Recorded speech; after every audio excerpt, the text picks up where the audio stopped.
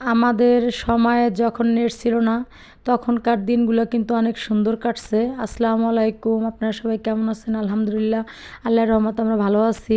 তো আজকে সারাদিন কিন্তু বৃষ্টি, তো এরকম কিন্তু বৃষ্টির ভিতরে আমরা যখন মানে ছোট ছিলাম তখন আমার মাকে দেখতাম সন্ধ্যার সময় চাল ভেজে দিত, বাদাম ভেজে দিত। তো আজকে আমি একটু মনে চাইলো যে আগের দিনের যে নানি দাদিমারা যেরকমভাবে বাদামটা ভেজে দিত, বিট লবণ বানাই দিত, তো আজকে আমি সন্ধ্যার সময় ওইটাই বানাইলাম।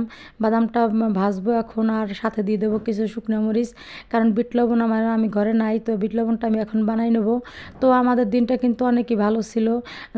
যখন গরম পড়তো আমরা কিন্তু বাইরে বসে এরকম বাতাসে মাছল পাইতে দিত বাবা, তো সেই মাছলে বসে আমরা এরকম বাদাম ভাজা খাইতাম। সন্ধ্যার সময় পড়তে বসতাম, তখন মা বাদাম দিয়ে দিত। তখনকার আমরা বুঝতামই না যে মোবাইল কাকে বলে, নেট কাকে বলে, ইন্টারনেট কাকে বলে। আর এখন তো আমাদের বাচ্চারা সব কিছুই বোঝে, এরা মোবাইল সম্পর্কে অনেক কিছুই বোঝে, মোবাইলের ছবি দেখে। আমাদের সময় তখন ছিল সাদা কালো টিভি, তো সাদা কালোর একটাই টিভি ছিল আমাদের তখন তখন সারা গ্রামের মানুষ আসতো টিভি দেখার জন্য। তো একটা গ্রামে কিন্তু একটা টিভি থাকতো। তো সেই টিভিটা আমাদের ঘরে আমার বাবা কিনছিল, সাদা একটা কালার টিভি।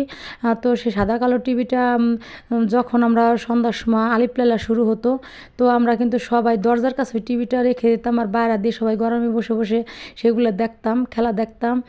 আর সেই সাদা কালো টিভি দেখে আলিপ লালা দেখতাম, মিনার কার্টুন দেখতাম। তো এখন আর সেই দিন নাই, এখন ফ্রি ফায়ার অনেক কিছু এসে গেছে এই দুনিয়ায়, নেট দুনিয়ায়। তো আমাদের বাংলাদেশ কিন্তু আরও অনেক উন্নত হয়ে গেছে। তো আগের দিনগুলো অনেক ভালো ছিল।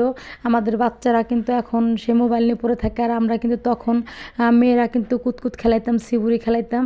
আর এখনের ছেলেমেয়েরা তো ওর ধারের কাছেও যাবে না, এরা মোবাইল নিয়ে পড়ে থাকে।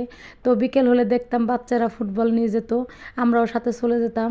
তো গলায় গলায় ধরে আমরা বান্ধবীদের সাথে খেলা করতাম। এখন আর সেই দুনিয়া নাই। তো আপনারা সবাই ভালো থাকবেন, আমাদের জন্য দোয়া করবেন। আল্লাহ হাফেজ।